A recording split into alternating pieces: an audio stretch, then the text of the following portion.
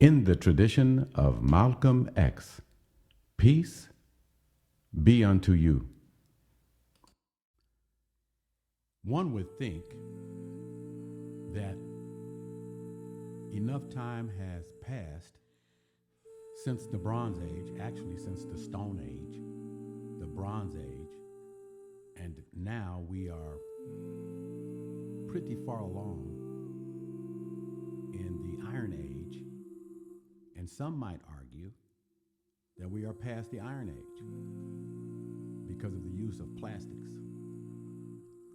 and other materials in the manufacturing industries. Now, one would think that we're far enough past those ancient times that the new rules, the new international laws, the new policies, and deeper spiritual understanding. There was a time, for instance, when the major religions were so separated they could not investigate each other's scriptures to compare and contrast the basic spiritual message in them all. Now, we understand that the basic spiritual message, especially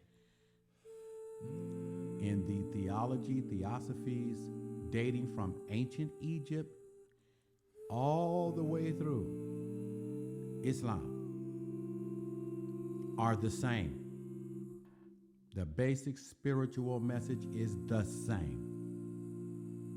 How is it then, as rational as we are supposed to be in this age, that we cannot see that, we can't see the patterns,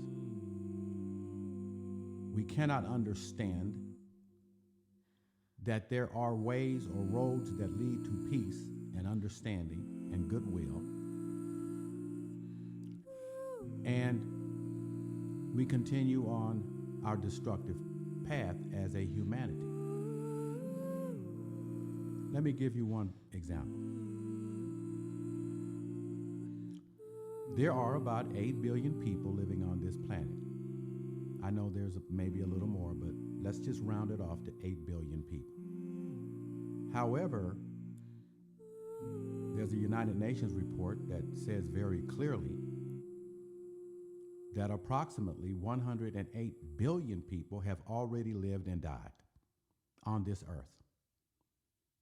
And we must assume, based upon the most recent archaeological research, that we haven't been here longer than 300,000 years. You might stretch it a little bit, but in our present form,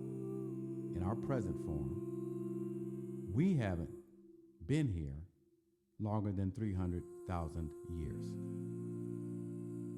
And I'm basing that on science, not belief. And I also specifically said in our present form. Now, what does that suggest? What's the spiritual import of that actual fact?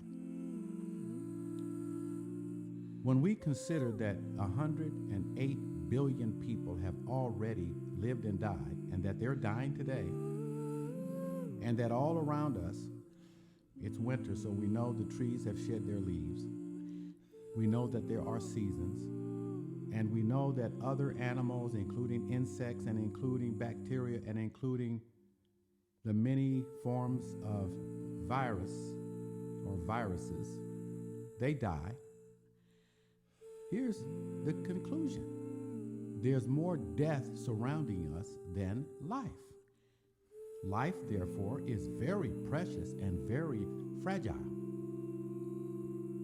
It's not easy to get life onto this planet.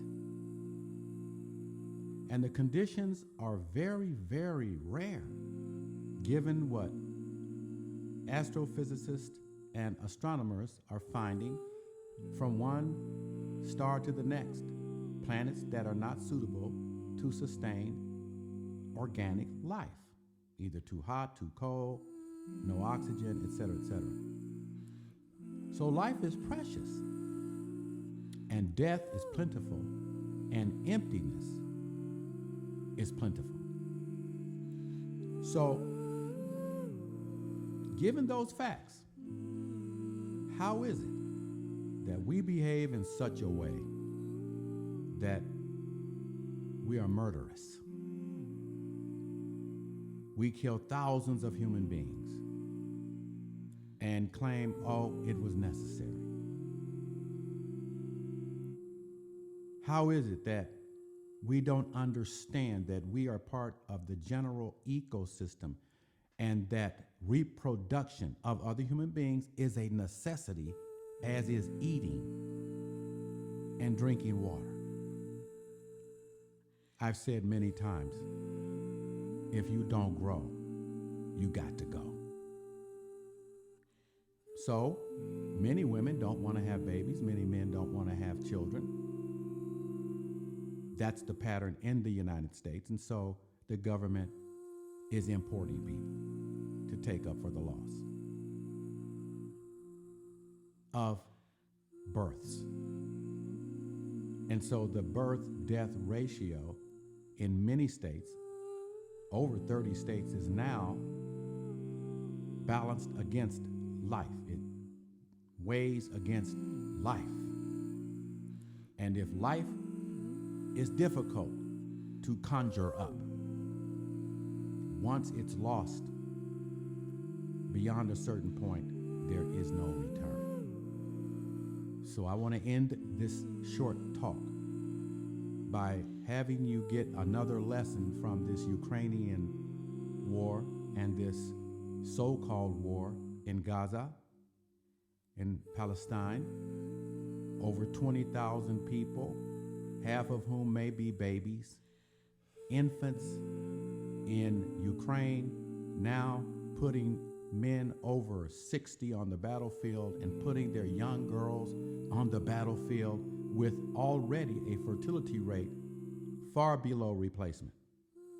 What kind of people are we? What are we?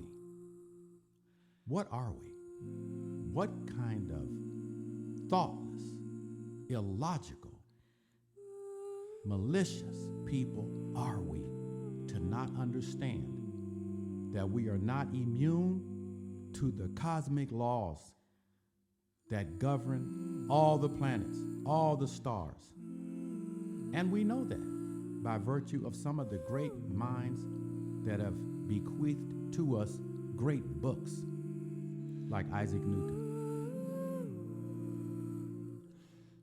What are we that in the face of this slaughter, we continue? And here's the irony. We continue to slaughter and sing jingle bells, celebrating the birth of Jesus of Nazareth.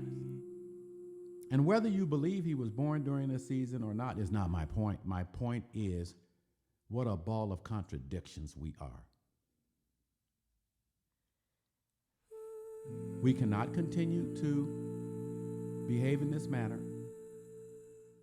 because ultimately we're going to kill each other and kill off humanity and kill off all life on this planet.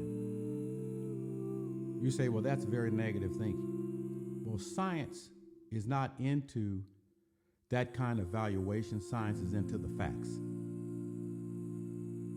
And all the scientists that are credible are telling you we are on the edge of extinction.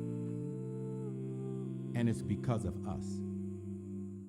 It's not punishment from God. It's not demons. It's the mentalities that have taken charge of the resources of our nations, and their greed and their pathological lust for power is overwhelming everyone. So it's not going to be a Merry Christmas, America. It's just simply not going to be a Merry Christmas. Stop singing your jingle bells. Get real. Come out of your fantasy bubble. Slaughter is taking place. Genocide is taking place right under your noses, just as was the case when we slaughtered the indigenous people of the Americas, when we lynched and murdered Africans who had been enslaved, when we tortured Asian Americans and put them in concentration camps. The consequences roll from our own behavior, not from God. Given that fact, there may not be hope for us much longer on this planet. One last point I want to make. Nations that were weak, militarily weak, 50, 60 years ago, 70 years ago, in comparison to the weaponry of Europe, well, weapons of mass destruction are now spreading all over the planet. Nobody is out of reach now. The Atlantic and Pacific Oceans cannot save us now because enemies of the United States have missiles, have weapons that can obliterate the West and the East Coast within minutes. So think hard as you roll in your fantasy bubble, singing jingle bells. The times have never been more serious. I am Dr. Stephen Nur Ahmed. Peace be unto you.